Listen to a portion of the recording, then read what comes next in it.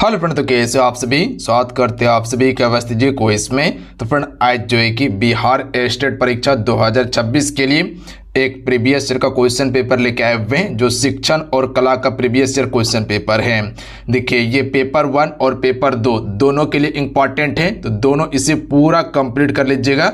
जो आपका शिक्षण कला का प्रीवियस ईयर का क्वेश्चन पेपर है, और यहीं से प्रश्न आपको बहुत सारा देखने के लिए मिल जाएगा। ठीक है, तो अगर एक बार में रिजल्ट बनना चाहते हैं ना, तो आप PYQ पर कमांड बना लीजिए आप सभी। ठीक है, अगर PYQ पर कमांड बना लीजिएगा तो समझ लीजिए आपका रिजल्ट हो जाएगा। और ये प्रीवियस ईयर क्वेश्चन पेपर आपका बिल्कुल ओरिजिनल ऑथेंटिक क्वेश्चन पेपर है, तो आपसे इसे पूरा लगाइएगा। तो चलिए शुरू करते। सभी एक बार वीडियो को लाइक करके शेयर कर दीजिएगा, और जो भी चल पड़ना है चैनल को जरूर सब्सक्राइब करके घंटी को प्रेस कर लीजिएगा आप सभी। देखिए फ्रेंड, आपसे क्लास तो करते हैं पर क्लास को लाइक नहीं करते, लाइक जरूर कर दिया कीजिए और चैनल को सब्सक्राइब कर लीजिएगा। देखिए, पूरा हम आपको PYQ कंप्लीट करवा देंगे, जितने भी आपका प्रीवियस ईयर का क्वेश्चन पेपर है। ठीक है, सारा इसी चैनल पर मिल जाएगा, तो चैनल को जरूर सब्सक्राइब कर लीजिएगा आप सभी। तो चलिए शुरू करते हैं। आइए, फर्स्ट क्वेश्चन देखिएगा, जो कि शिक्षण कला से आपका प्रश्न है। क्वेश्चन है कि निम्नलिखित में से कौन सा शिक्षण के विभिन्न स्तरों का क्रम है। इनमें से आपको शिक्षण की विभिन्न स्तर के बारे में बताना है कि कौन कौन सा इसका क्रम सही होगा। देखिए, अगर किसी भी क्वेश्चन का आंसर पता हो तो आंसर आप नीचे कमेंट बॉक्स में जरूर बताइएगा, क्योंकि आपको बताते हैं कि जिस क्वेश्चन का आंसर आप लिख देते हैं ना, वो प्रॉपर आपको याद हो जाता है। तो इतना काम जरूर कीजिएगा आप सभी। तो इसका राइट आंसर क्या हो जाएगा? ऑप्शन नंबर ए होगा, स्मृति अस्त्र होगा, बौद्ध अस्त्र होगा और चिंतनशील अस्त्र होगा। यानी कि ए वाला बिल्कुल राइट आंसर होगा। ध्यान दीजिएगा आप सभी, बात समझ गए? बिल्कुल। चलिए अगला क्वेश्चन देख लीजिएगा, शिक्षण किसकी निपुणता पर आधारित है। देखिए, पेपर में आपके पास बिल्कुल समय नहीं है, हो सकता है किसी का कल होगा, परसों होगा। आज पहला दिन कंप्लीट हो चुका है पेपर का, आप सभी को पता है। बिल्कुल, तो आप सभी मिशन मोड में बिल्कुल जिसका आगे है तैयारी आप सभी करते रहिए, रिवीजन करते रहिए, और PYQ को पूरा आप कंप्लीट करके रखिए। ठीक है, जितना आपको PYQ मिलता है उसको पूरा कंप्लीट करते चलिएगा आप सभी। प्रश्न यहीं से आपका आएगा और हूबहू रिपीट कर दिया जाता है। बात समझ रहे? बिल्कुल। शिक्षण किसकी निपुणता पर आधारित है? तो राइट आंसर हो जाएगा ये सभी पर, यानी कि अवधारणाओं का ज्ञान पर, शिक्षण कौशल पर, निर्णय लेने का कौशल पर। तो यानी कि ये सभी पर आपका शिक्षण की निपुणता आधारित है। बात समझे? अगला क्वेश्चन है कि शिक्षण प्रभावी होगा यदि शिक्षक, तो बता सकते हैं शिक्षण कब प्रभावी होगा। तो ध्यान दीजिएगा, ऑप्शन नंबर डी इसका राइट आंसर हो जाएगा, यानी कि उपयुक्त में से सभी होगा। विषय को पढ़ाने में बहुत अनुभव हो, अगर शिक्षक को विषय पढ़ाने में अनुभव होगा तो निश्चित है कि शिक्षण प्रभावी होगा। छात्र जो पहले से जानता है उससे वो शुरू करेगा, तब भी होगा। कई शिक्षण सुविधाओं का उपयोग करता है, उससे भी होगा। तो option number D correct answer होगा। बताइए, क्लियर है? बिल्कुल। कौन सा क्षेत्र जिसे डोमेन कहा जाता है शारीरिक और मोटर कौशल से संबंधित हैं? तो इसका राइट आंसर ऑप्शन में से हो जाएगा मनो शरीर क्रियात्मक क्षेत्र जो है, यह आपका शारीरिक और मोटर कौशल से संबंधित है। मनो शरीर क्रियात्मक क्षेत्र, ऑप्शन में सी राइट आंसर होगा। चलिए, क्लियर है? चलिए अगला क्वेश्चन देख लीजिएगा आप सभी। 5 नंबर है कि भावात्मक क्षेत्र यानी कि डोमेन जीवन शैली के किस भाग के रूप में मूल्य प्रणाली को अपनाने पर केंद्रित है। देखिए, अगर क्षेत्र रहे या डोमेन रहे, दोनों एक ही चीज है। बात समझे आप सभी? तो भावात्मक डोमेन कहे या भावात्मक क्षेत्र के, दोनों एक ही चीज है। तो इसका करेक्ट आंसर क्या होगा? तो याद रखिएगा आप सभी, चरित्र चित्रण करना होगा। देखिए, क्वेश्चन को समझिएगा, फिर से रिपीट कर रहे हैं। भावात्मक क्षेत्र जीवन शैली के एक भाग के रूप में मूल्य प्रणाली को अपनाने पर केंद्रित है, चरित्र चित्रण करना होगा इसका। ठीक है, चलिए अगला क्वेश्चन देख लीजिएगा आप सभी। क्वेश्चन है कि विद्यार्थी को किसी प्रमुख विचार का स्पष्टीकरण या व्याख्या करने से जुड़ी शिक्षण प्रक्रिया कहलाती है। तो इसे हम सभी क्या कहते हैं? क्वेश्चन समझे, क्वेश्चन क्या कहना चाह रहे हैं, ध्यान से सुनिएगा। विद्यार्थियों को किसी प्रमुख विचार का स्पष्टीकरण करना है या उसका व्याख्यान करना है, तो इससे जुड़ी शिक्षण की प्रक्रिया क्या कहलाती है? तो इसे हम सभी व्याख्यान विधि कहते हैं। बात समझे आप सभी? बिल्कुल। स्पष्टीकरण करना या व्याख्या करना, तो इसको व्याख्यान विधि कहा जाता है। चलिए अगला क्वेश्चन है कि निम्नलिखित में से कौन रोल प्ले विधि की कमियां हैं? यहाँ क्या बताना है? कमियां हैं। तो इनमें से कौन रोल प्ले विधि की कमियां हैं? तो right answer option number A हो जाएगा। ध्यान दीजिएगा, जब तक अच्छी तरह से योजनाबद्ध, सुव्यवस्थित और निगरानी नहीं की जाती है तब तक ध्यान केंद्रित करने में कमी हो सकती है। यह आपका रोल प्ले विधि की कमियां हैं। बात समझे? तो ऑप्शन में ए वाला राइट आंसर होगा। और आपको क्या बताए थे कि अगर प्रश्न में कुछ भी समझ में आपको नहीं आए ना, तो एक चीज ध्यान रखना है कि जिस भी ऑप्शन का लेंथ बड़ा होना, पहला नंबर में उसको आपको प्राथमिकता देना है। अगर प्रश्न का आंसर पता होगा तो आपको टेंशन नहीं है, नहीं आ रहा है, कुछ दिमाग में कुछ क्लिक कर ही नहीं रहा है, तो आपको वो मेथड अपना लेना है। आर्मस्ट्रॉन्ग किसके प्रतिपादक थे? तो राइट आंसर हो जाएगा परियोजना विधि के प्रतिपादक थे। चलिए अगला क्वेश्चन है कि शिक्षक को शिक्षण कार्यों की योजना तदनुसार बनानी चाहिए। तो ये किस प्रकार की योजना बनानी चाहिए शिक्षक को शिक्षण कार्य के लिए? तो याद रखिएगा, छात्रों की क्षमता के अनुसार और उसकी रुचि के अनुसार बनानी चाहिए कि छात्र का क्या क्षमता है, क्या कैपेसिटी है, किसको वो सहन कर सकता है, किसको वो पचा सकता है, पढ़ने के बाद याद कर सकता है, और उसकी रुचि किस विषय में है। तो ये राइट आंसर होगा। आसान प्रश्न था।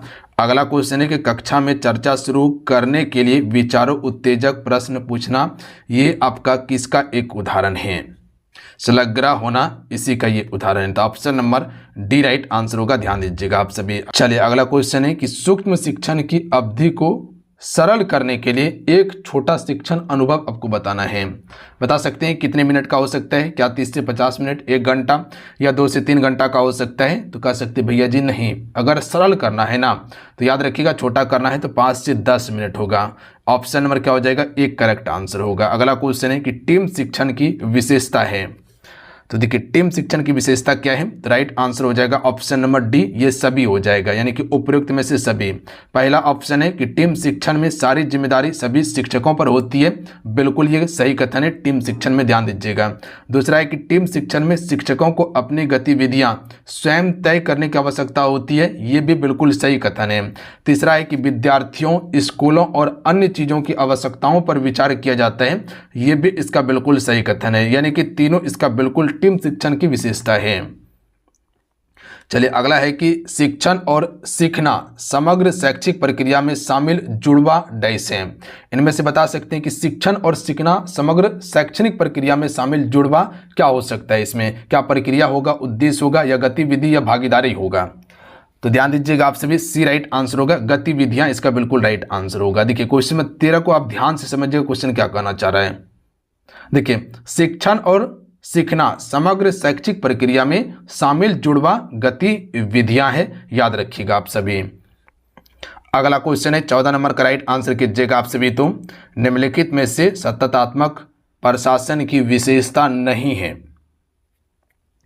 तो इसका करेक्ट आंसर क्या हो जाएगा? याद रखिएगा शेयरिंग जो है ये नहीं है, तो ऑप्शन में डी राइट आंसर होगा। अधीनस्थों का दमन करना हो जाएगा, सख्त अनुशासन हो जाएगा, और नहीं होगा कौन सा? शेयरिंग इसकी विशेषता नहीं है। अगला है नेतृत्व क्षमता है। तो देखिए नेतृत्व क्षमता की बात किया जाए तो उपयुक्त में से सभी इसका राइट आंसर होगा, ध्यान दीजिएगा, यानी कि प्रभावित करने के लिए होती है, प्रेरणा देने के लिए होती है, संगठनात्मक लक्ष्यों को प्राप्त करने के लिए, तो ये सभी के लिए होती है, ध्यान दीजिएगा नेतृत्व क्षमता। चलिए अगला क्वेश्चन है कि निम्नलिखित में से कौन सी पूर्व संक्रियात्मक विचार की एक सीमा नहीं है? संक्रियात्मक विचार की एक सीमा इनमें से कौन सी नहीं है? बता सकते हैं आप सभी। क्वेश्चन में 16 का राइट आंसर क्या होगा? चलिए इस क्वेश्चन का राइट आंसर कीजिएगा आप सभी। तो बी राइट आंसर होगा, प्रतीकात्मक विचार का विकास, ध्यान दीजिएगा। देखिए जितने भी आपसे मेरे साथ जुड़े हुए ना, अगर यहाँ तक आप सभी आ चुके हैं, ठीक है, तो सबसे पहले क्या कीजिएगा, सेशन को लाइक करके आप सभी शेयर आपसे ज़रूर कीजिएगा। जो भी बच्चे स्टेट का एग्जाम देने वाले हैं, ये आपका पेपर 1 और पेपर 2 दोनों के लिए है, ठीक है, तो आप सभी इसे शेयर ज़रूर कर दीजिएगा अपने दोस्तों में, जहां भी व्हाट्सएप फेसबुक ग्रुप में है, ठीक है, और आप इस सेशन को लाइक ज़रूर कीजिएगा। आपका एक लाइक मोटिवेट कराता है। देखिए लाइक करने में पैसा नहीं लगता है, ठीक है, लाइक कर दीजिएगा तो दूसरे बच्चों का भलाई हो जाएगा, कम से कम वो भी देख के जाएगा तो प्रश्न बना के आएगा, ठीक है, तो आप सभी सेशन को लाइक ज़रूर कर दिया कीजिए। चलिए अगला क्वेश्चन देख लीजिएगा। क्वेश्चन में 17 है कि अति संवेदनशील बच्चों को सिखाने में मदद करने के लिए निम्नलिखित में से कौन सा तरीका नहीं है? याद रखिएगा उपयुक्त तरीका नहीं है। यहाँ पर गौर कीजिएगा, क्या प्रश्न पूछा गया है? नहीं है, और इस पर आपको एग्जाम हॉल में विशेष ध्यान देना है, क्योंकि अगर प्रश्न ध्यान से नहीं पढ़िएगा तो यहाँ पर गलती होने का प्रबल संभावना बन जाता है। तो इसका राइट आंसर क्या हो जाएगा? ध्यान दीजिएगा, बेचैन होने पर अक्सर फटकार लगाना, ये जो है कि अति संवेदनशील बच्चों को सिखाने में मदद नहीं करता है, ध्यान दीजिएगा आप सभी। तो अगर कोई बच्चा बेचैन हो रहा है तो आपको वहां पर फटकार नहीं लगाना है, बात समझे, प्यार से बात करना है। जिसका राइट आंसर क्या हो जाएगा, ऑप्शन नंबर डी हो जाएगा कि यही नहीं है। बाकी बात ये सभी आपका शामिल है। कौन कौन सा है, तो एक कार्य को छोटे प्रबंधनीय खंडों में तोड़ना, बिल्कुल सही है कि कोई भी कार्य को छोटा छोटा करके बताना है। दूसरा है कि अधिगम के वैकल्पिक तरीकों को पेश करना, यह भी सही है। उनके दैनिक कार्यक्रम में शारीरिक गतिविधि का समावेश, ये भी आपका बिल्कुल सही कथन है। तो ऑप्शन नंबर डी इसका राइट आंसर होगा, ये नहीं होगा। चलिए अगला क्वेश्चन है कि जब शिक्षक एक पाठ पूरा करते हैं तो वे पूछते हैं कि क्या काम आया और क्यों, ये कहा जाता है। तो राइट आंसर हो जाएगा ऑप्शन नंबर डी, मूल्यांकन के लिए कहा जाता है। याद रखिएगा आप सभी, बात समझ गए। चलिए 19 नंबर देखिएगा कि एक प्रभावी शिक्षक निम्नलिखित में से क्या सुनिश्चित करता है। तो देखिए एक प्रभावी शिक्षक जो सुनिश्चित करता है, विद्यार्थियों के बीच सहयोग करता है। तो ऑप्शन में भी करेक्ट आंसर होगा। अगला क्वेश्चन है कि विद्यार्थियों की उपलब्धियों का मूल्यांकन करने की सर्वोत्तम विधि जो है वो कौन सी है। तो इसका राइट आंसर हो जाएगा मासिक परीक्षा। याद रखिएगा ये मूल्यांकन करने की सबसे अच्छा विधि है। याद रखेंगे आप सभी, मासिक परीक्षा लिया जाए कि बच्चे क्या सीखा है क्या नहीं सीखा है। बात समझ रहे आपसे, बिल्कुल। अगला है कि डैश का उपयोग सीखने की प्रक्रिया के अनुश्रवण के लिए किया जाता है। तो इसका करेक्ट आंसर हो जाएगा योगात्मक मूल्यांकन के लिए किया जाता है। याद रखिएगा आप सभी, क्वेश्चन समझिएगा। योगात्मक मूल्यांकन का उपयोग सीखने की प्रक्रिया के अनुश्रवण के लिए किया जाता है। अगला है योगात्मक मूल्यांकन का मुख्य उद्देश्य क्या है। चलिए 22 नंबर का राइट आंसर कीजिएगा। तो इसका राइट आंसर हो जाएगा अगली उच्च कक्षा को बढ़ावा देने के लिए योगात्मक मूल्यांकन किया जाता है। अगला है कि इनमें से कौन सा शब्दावली CCE से संबंधित नहीं है। ध्यान दीजिएगा, क्या कहा, नहीं है। देखिए सबसे पहले ध्यान दीजिएगा कि इनमें आपका CC इस शब्दावली से संबंधित जो होगा सतत होगा, व्यापक हो जाएगा और मूल्यांकन हो जाएगा। तो ऑप्शन नंबर इसका क्या हो जाएगा, तो ये सभी है तो नहीं है, ऑप्शन नंबर डी, इनमें से कोई नहीं। इनमें से कोई नहीं इसका मतलब ये सभी है, ठीक है।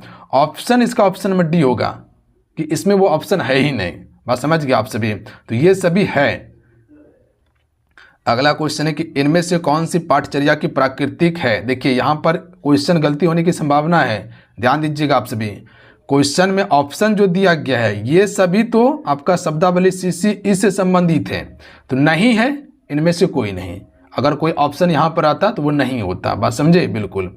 तो यहाँ पर गलती होने का संभावना हो जाता है। इनमें से कौन सी पाठचर्या की प्रकृति है। तो इसका राइट आंसर क्या हो जाएगा, ये सभी हो जाएगा। आलोचनात्मक हो जाएगा, रचनात्मक हो जाएगा, संकीर्ण हो जाएगा, ठीक है। अगला है मनोवैज्ञानिक आधार के लिए जानकारी के क्षेत्र या स्रोत हैं। तो मनोवैज्ञानिक आधार के लिए जानकारी के क्षेत्र या स्रोत कौन सा हो जाएगा, सीखने की प्रक्रिया, शिक्षण विधि, छात्रों की विशेषता। तो ये सभी हो जाएगा।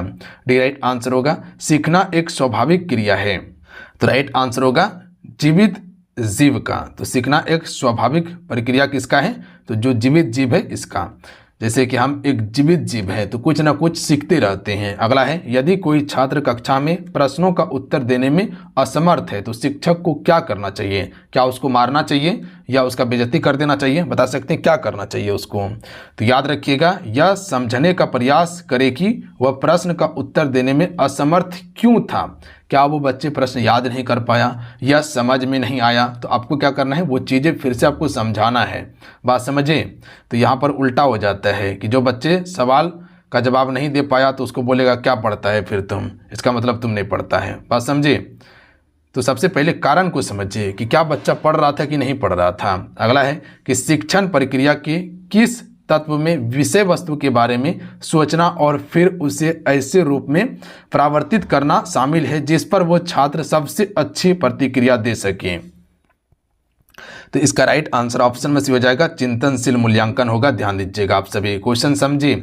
फिर से रिपीट कर रहे हैं, थोड़ा सा लेंथ बड़ा है, ध्यान दीजिएगा, पर आसान प्रश्न है। शिक्षण प्रक्रिया के किस तत्व में विषय वस्तु के बारे में सोचना और फिर उसे ऐसे रूप में परिवर्तित करना शामिल है जिस पर वह छात्र सबसे अच्छी प्रतिक्रिया दे सके। तो ये आपका चिंतनशील मूल्यांकन में होगा। अगला है शैक्षिक रेडियो है। तो देखिए शैक्षिक रेडियो जो है ये आपका गैर प्रिंट मीडिया हो जाएगा, याद रखिएगा आप सभी। ठीक है, ऑडियो विजुअल सामग्री पुनर्वलन प्रदान करते हैं। तो इसका राइट आंसर क्या हो जाएगा? शिक्षार्थियों को करते हैं। अगला है उधम सिंह ने माइकल ओडायर को किस वर्ष गोली मारा था? यहां से आपका जीके वाला प्रश्न शुरू हुआ था। तो इसका राइट आंसर हो जाएगा 1940 के अप्रॉक्स में, याद रखिएगा आप सभी। बात समझे? तो डी राइट आंसर होगा। अगला है छत्तीसगढ़, झारखंड, मध्य प्रदेश राज्य खनिज और डैश भंडारण के लिए समृद्ध है। आपको पता है कि छोटा नागपुर पठार खनिज संसाधन के लिए प्रसिद्ध है। ठीक है, तो इसका राइट आंसर होगा कोयला। छत्तीसगढ़, झारखंड, मध्य प्रदेश ये सभी कोयला क्षेत्र हैं। झारखंड का झरिया कर्णपुरा प्रसिद्ध है, बताएं आप सभी को। बिल्कुल। अगला क्वेश्चन देख लीजिएगा, मध्य प्रदेश का सिगरौली काफ़ी ज़्यादा प्रसिद्ध है। डैश ने सरकार की एकात्मक में संघीय प्रणाली में बदलाव किया था। तो इसका राइट आंसर हो जाएगा बेल्जियम, याद रखिएगा आप सभी। बेल्जियम सरकार ने एकात्मक में संघीय प्रणाली में बदलाव किया था। अगला क्वेश्चन है कि असहयोग आंदोलन के दौरान ब्रिटिश सरकार के विरोध में किसने अपना केसर ए हिंद उपाधि लौटा दिया था? बता सकते हैं, केसर ए हिंद की उपाधि दिया गया था, वो उपाधि को लौटा दिया था। असहयोग आंदोलन, असहयोग आंदोलन कब होता है? 1920 में शुरू हुआ था। किसके द्वारा शुरू किया गया? महात्मा गांधी जी के द्वारा। 1922 में इसे वापस ले लिया गया था। किस कारण से? चोरा चोरी कांड के कारण से ले लिया गया था। कहाँ घटित हुआ था? गोरखपुर में। घटना क्या था? पुलिस स्टेशन में आग लगा दिया गया था, याद रखिएगा। जब प्रदर्शन धरना दिया गया था या प्रदर्शन किया गया था, आंदोलन किया जा रहा था, उसी समय में कई पुलिसकर्मी मारे गए थे। तो इसका राइट आंसर क्या हो जाएगा? तो ऑप्शन नंबर ए हो जाएगा। महात्मा गांधी ने केसर ए हिंद की उपाधि लौटा दी थी, याद रखिएगा आप सभी। लॉर्ड हार्डिंग के द्वारा दिया गया था केसर ए हिंद की उपाधि महात्मा गांधी को। चलिए अगला क्वेश्चन है कि प्रथम शीतकालीन ओलंपिक खेल की मेजबानी किस देश ने की? तो इसका राइट आंसर क्या हो जाएगा? तो ध्यान दीजिएगा आप सभी, यह आपका फ्रांस ने किया था। बात समझे? पहला शीतकालीन ओलंपिक 1924 में फ्रांस में आपका आयोजित हुआ था। अगला क्वेश्चन है कि परिवार एक इकाई है जिसमें माता पिता और उनके 2 बच्चे शामिल होते हैं, यह कथन है। तो राइट आंसर हो जाएगा गलत है, क्योंकि परिवार कई प्रकार के होते हैं और कोई भी परिवार को केवल एक ही प्रकार के रूप में वर्गीकृत नहीं कर सकते। बिल्कुल सही कथन है ये आपका। ठीक है, तो ये आपका क्या है? बिल्कुल सही हो जाएगा कि निश्चित नहीं है कि परिवार में एक माता पिता ही होगा और 2 बच्चा ही होगा। हो सकता है किसी को 3 बच्चा हो, किसी को 4 बच्चा हो सकता है उस परिवार में उसके माता पिता का माता पिता हो। बात समझे? हो सकता है कि चाचा चाची हो। तो ये हम नहीं निश्चित कर सकते हैं कि एक परिवार में माता पिता और 2 बच्चा ही होगा। हो सकता है 3 बच्चा 4 बच्चा हो। बात समझे? तो ये कथन गलत है। तो राइट आंसर क्या हो जाएगा? B number. अगला है कि उस पक्षी का नाम बताइए जिसके सिर के सामने आंखें होती हैं। उल्लू, याद रखिएगा, सिर के सामने आंखें होती है उल्लू का। अगला क्वेश्चन है कि निम्नलिखित कथनों पर विचार करें, उनमें गलत कथन चुनिए। पहला है कि क्वासीजोरकर प्रोटीन की कमी के कारण होता है, सही कथन है। दूसरा, मरासमस कार्बोहाइड्रेट और वसा और प्रोटीन के कारण ही होता है, ये भी सही कथन है। ध्यान दीजिएगा आप सभी, अगर यहाँ प्रोटीन भी ऑप्शन में रहता तो वो भी सही हो जाता। तीसरा है कि टेटनस और हाइजा बैक्टीरिया जल जनित बीमारी है, ये कथन गलत है। ये दोनों जीवाणु जनित बीमारी है, याद रखिएगा आप सभी।